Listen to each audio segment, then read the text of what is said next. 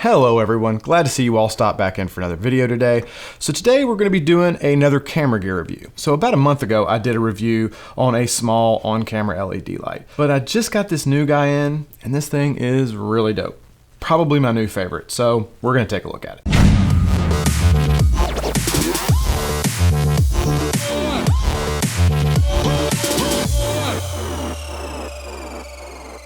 So you guys know I love Aputure. I'm a huge fan of their company. I'm a huge fan of their lighting products. I use a ton of their lights. This video is being lit. I love Aputure. I just did a review about a month ago on Aputure's kind of small on-camera LED light. But I gotta be honest with you guys, as much as I love Aputure, we got a new kid in town. We got a new contender in the lightweight category, and I think we've got a new champ. This thing is dope. This is the Boling P1.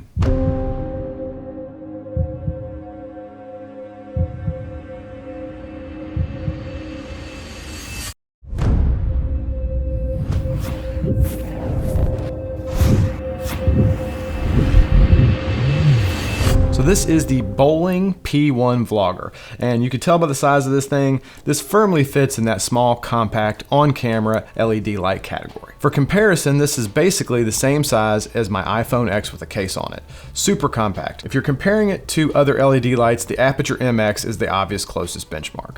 In comparison to that, it's basically the same size. It is a little thinner and a little longer, but overall, basically the same footprint. Really super small, compact.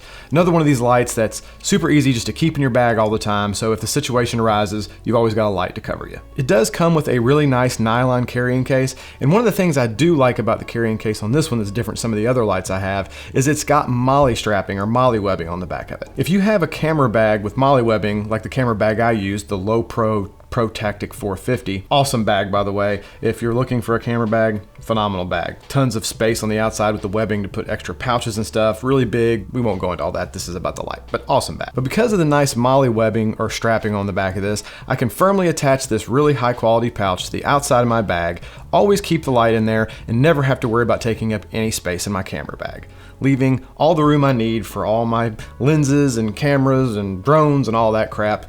Not that this thing would take up much room anyway, but nevertheless, it's really nice to have it on the outside and just always have it handy. You're not gonna really get a much more high-speed, low-drag, tactical kind of camera light than this guy right here. It does have an internal battery, so no need to carry extra batteries around, adding extra bulk. The internal battery is just under 300 milliamps and is listed for up to 140 minutes of runtime at full power, which in my usage seems pretty accurate. Over 2 hours is a really impressive runtime for this light, especially as bright as this thing gets. For you to be able to run this thing on full power for over 2 hours, that's pretty much best in class. That's way better than any of the other lights I have. In addition, it charges from dead to full charge in about 90 minutes via its USB-C port. Or if you needed more runtime, just like I've mentioned with some of the other portable lights I've reviewed, it does have a USB-C port here, so you could run that off of a power bank or even off like wall power with the right adapters. It also comes with this interesting little mount on the side, which I have to say, when I first got it, I was a little kind of on the fence about it. It looked kind of strange to me,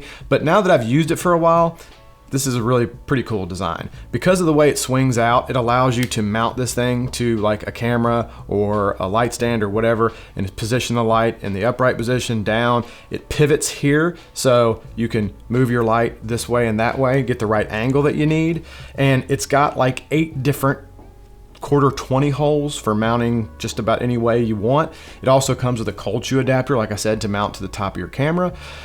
So if you can't find a way to mount this light the way you want, you need to reevaluate your life. Now I'm moving along to probably the most important part of any light, the lights themselves, the panel. And this is where this light delivers the knockout blow to most of the other lights currently in the market in this class. This guy pumps out 1480 lux at a half a meter, which is an impressive amount of light for such a compact light. And like I've mentioned in some of the other small compact LED light reviews, this definitely would not be optimal as a key light just because of its size, but that being said, this thing has more than enough juice to use as a key light in a pinch. I mean, that thing is really bright. More than bright enough to use as a key light. If you softened it up with a nice bit of diffusion or bounced it off something, could work as a great key light in a pinch. The light also has a really respectable color accuracy, coming in at 96 CRI and 97 TLCI, so no worries about any weird color shifts. It also adjusts from 2500K, which is a very warm light, to 8500K, which is a very blue, cool light. And very much like its direct competitor from Aputure, that lands your daylight setting at about 5600, right dead in the middle, so you're going to get maximum brightness at the daylight setting, which is a really nice feature. It also has stepless dimming. This thing dims all the way down to 0%. I have used a lot of lights where the jump from 0 to 1 is a pretty decent sized jump, and 1 sometimes is a little too bright. This light, when you put it on 1, is just barely on. Even if you need a very dim light, this guy's got you covered. It really does have an awesome range of brightness, because when you put this thing on 1, I mean, you're talking this thing barely kicks them lights on, and then you can obviously go all the way up to 100, which is like blind you can't see for 2 hours, kind of uses a flashbang in a tactical situation kind of light. So really versatile in that aspect. And on the front, we do have a kind of frosted panel on the front of this, no exposed LEDs on this one, which is nice because I think this built-in kind of plastic panel here gives the LEDs a little extra protection, and it does provide a little bit of diffusion. Not a lot, but some. And now where this light really kind of comes in for the knockout blow, comes in for the kill, this thing has like full RGB functionality, which is really pretty dope. The RGB mode on this light is controlled through hue and saturation, which is another one of those things that when I first got it, I was a little like, I didn't know if I was gonna like it. But after I've used this thing for a while, I really like it. They have a little cheat sheet on the back here that helps you select your color, and the hue and saturation controls really do allow you to dial in any color you could possibly want, all the way from really kind of pastel colors, all the way to super punchy saturated colors really quickly and easily. Having RGB mode on a light is definitely not required, but it does open up just a ton of versatility. A lot of this RGB kind of photography is really trendy right now, where you're seeing a lot of people doing headshots, and there's a lot of like red on one side and pink on the other, blue and pink, or all this. And it's really big. I know if you've watched any of my reviews, I often use RGB as background lighting when I'm doing product shots and stuff like that. It just really opens up a whole nother avenue of kind of creative stuff you can do. Background lighting, all kinds of stuff. So while it's definitely not necessary, having a full RGB mode in a little light like this opens up just a ton of possibilities and makes this light way more versatile than any other light I've used. But wait, there's more. I feel like this is an infomercial. In addition to all that, it also has some arguably gimmicky, but I think are really cool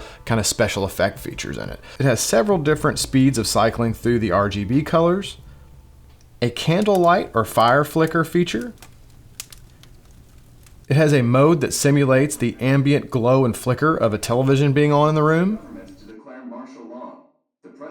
It has 2 different lightning modes that simulate a lightning strike. It has multiple police sirens and ambulance lights. And I'm here to tell you, this police light mode is super convincing. I mean, it's really well done. I mean, it is like make your palms sweat convincing. Because let's be honest with each other.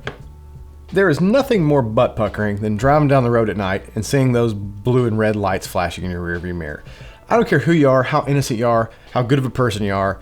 When you see those lights in your rearview mirror, it's gonna make that butt pucker just a little bit. If it doesn't, you're a serial killer. I'm just saying, most normal people, that makes them a little anxious. You don't have to try to be tough with me, I get it, just admit it. Makes you a little nervous. Palms sweat up just a tad. So all those features are really cool, and like I said, arguably they might be a little gimmicky, but if you're an indie filmmaker or you're filming some scenes where you need some special effects like that, they could come in super clutch in certain situations. So, I mean, given it is a little bit of a narrow range of people that probably need those, but still really cool in my opinion. And you might think with all of these features that it would be kind of tough to go through all this stuff and it would be kind of convoluted and confusing to use the light. But I have to say, the way they've implemented all the controls on this light, also really well done and makes the light easy to use. Around the back, you have a really nice and easy to read display where you can quickly and easily view all the information and what's going on with the light. Then along the side, you have 3 controls that handle pretty much everything. The top is a set button that you press to cycle through the standard light modes, the RGB mode, and the special effects. Below that, you have a multi-function wheel, which allows you to control the settings within each mode by either flicking the wheel up and down to scroll through. You can also tap the button in to cycle through certain menus. Then your bottom wheel is a full-time dimmer knob. So no matter what function, no matter what screen you're in, the bottom always controls your brightness by scrolling it up and down. It also does a really good job of quickly ramping through the brightness with quick scrolling down to very precise control with slow movement of the dial. So negatives on this light, I've been using it for quite a while and honestly, I haven't seen a whole bunch. It does get a little warm if you keep it all the way on high for a long period of time, but I can't really say that's a drawback because basically all these little lights like this, if you leave them on high for a long period of time, tend to warm up just a little bit. And it doesn't get like crazy hot, but it does warm up. I mean, the fit and finish is good. I haven't had any weird glitchy things going on with it. I had no manufacturing defects. And like I mentioned, all the features and stuff on the light. So yeah, nothing much bad to say about it really. Overall, it's a really great, well-built and well-executed light. Has some great features. It's bright, color accurate, has full RGB, which at about $150 at the time of filming this video makes this the current champ in the small portable LED category as far as I'm concerned. Now I am pretty sure I saw some information that Aputure will be releasing a light similar to this with full RGB and all that sometime this year. And at that point I'll have to reevaluate and do a head-to-head competition between this and the Aputure light to give this and the Aputure both a fair shake. But as of right now, even though I love Aputure, I gotta say, if I had my choice between the two, I might have to go with this light because this thing, with all the additional functionality of the RGB modes and the special effects and the runtime and all that, this really is a hard to beat little light. And I feel like it's a really good one for anybody that's into videography or photography to have in their kit. As always, I will put links down below this video, so if you're interested in checking out the old P1 Vlogger from Boling, you'll know how to find it. And that's about it. That wraps up another one. I hope you guys found this video helpful and enjoyed hanging out with me for a little while today. If you did, feel free to smash that like button. That always helps us out. If you're not a subscriber, please consider doing so. We'd love to have you on board. I hope everyone is having a fantastic week, and we will see you in the next video.